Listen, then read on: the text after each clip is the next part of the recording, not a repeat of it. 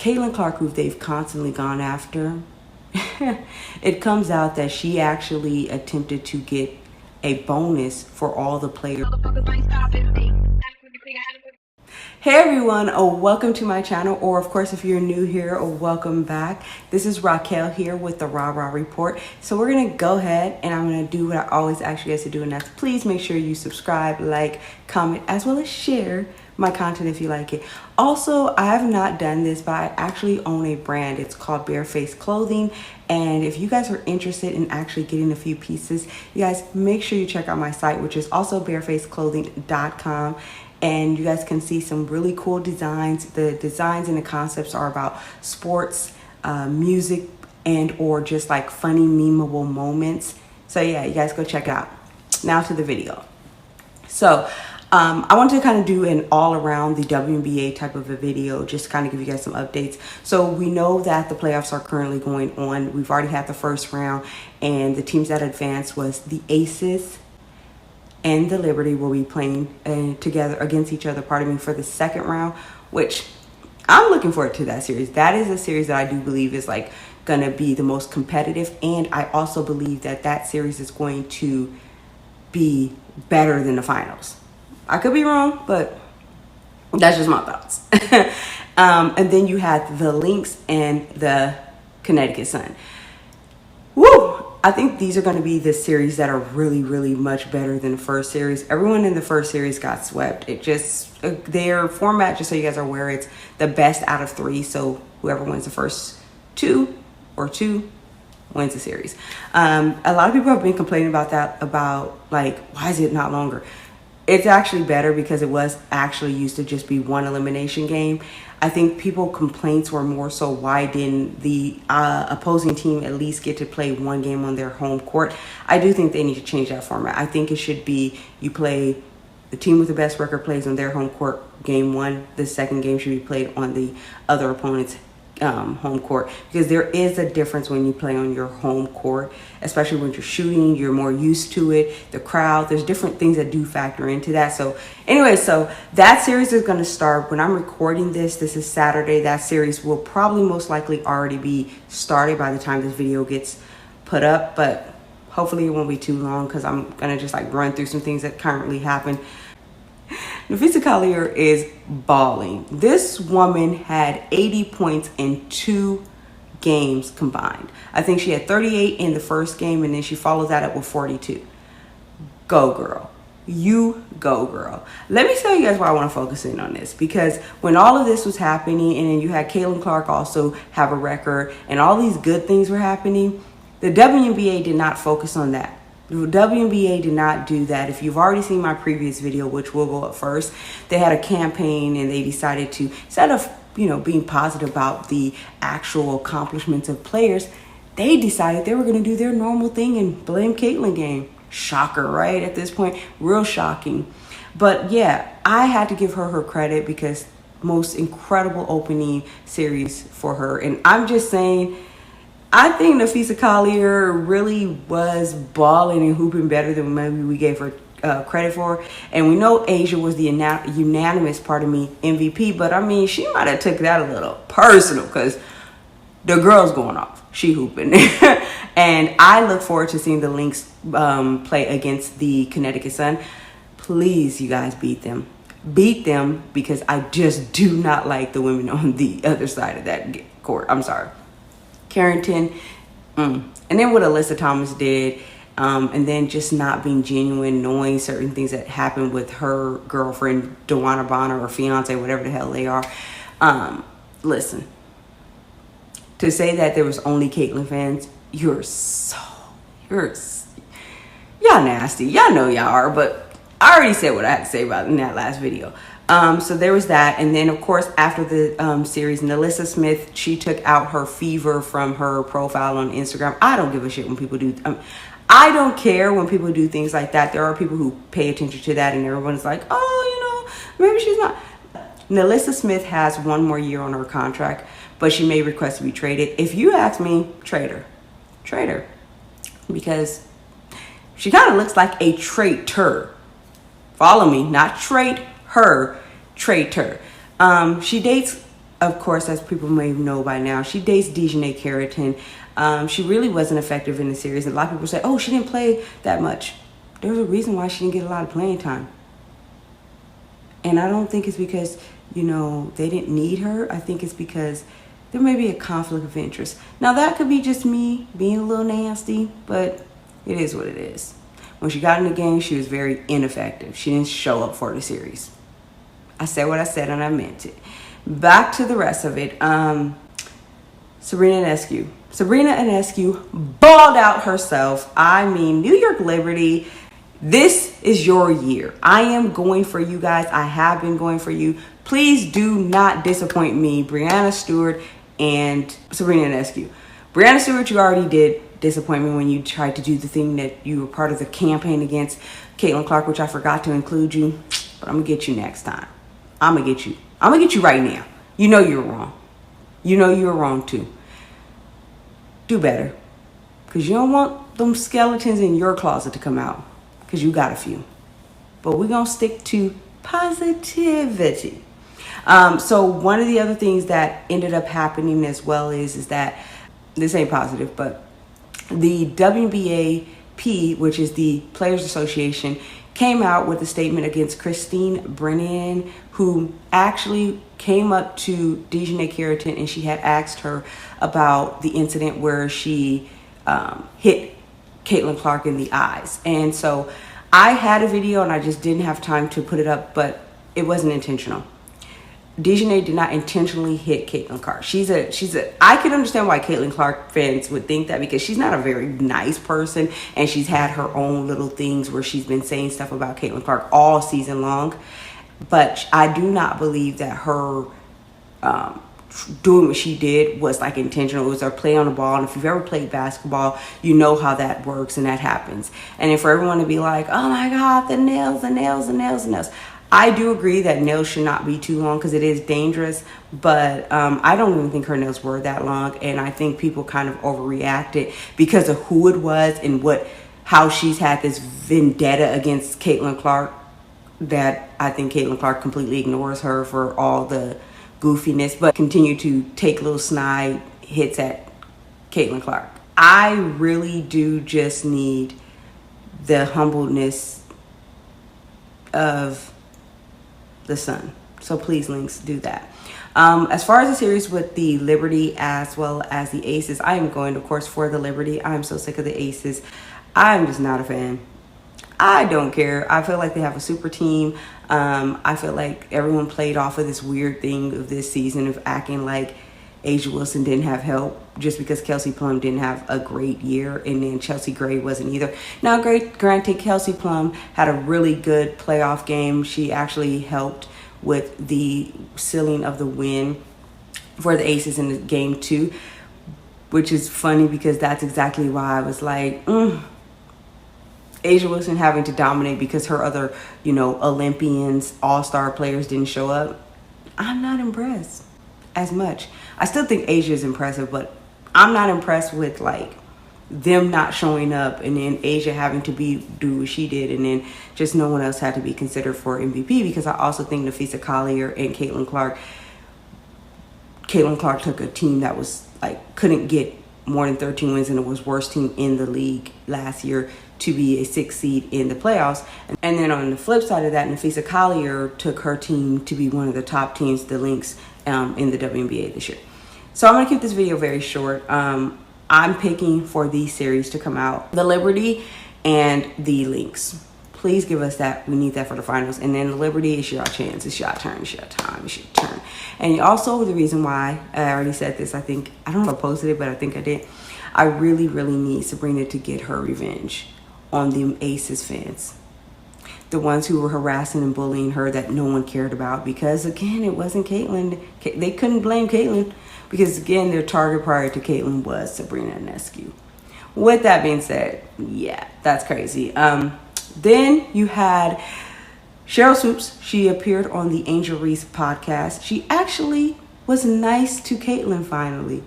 Maybe she wants to still be able to work in the WNBA, so maybe somebody told her, hey, maybe you should stop being such a hypocrite. Or maybe she watched all the videos, or maybe she saw the tweets because she loves being on Twitter. and people catching her in her lies, and it just finally woke her up that like, oh, I'm coming off like a hater.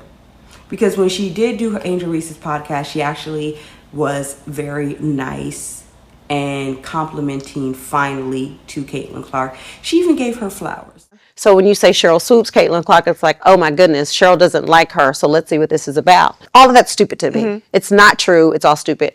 Like, when I look at the number 22s in the league, like I was 22, Asia's 22, Caitlin's 22. Like, those are some hell of a good number 22s. Period. And we're all a part of the Nike family. It just, like, a lot of the stuff that people are trying to say is there, it just does not exist. Yeah. Like, I'm tired of it. Yeah. I really tired. am. And I can only imagine that she has to be tired of it as well. There was nothing there.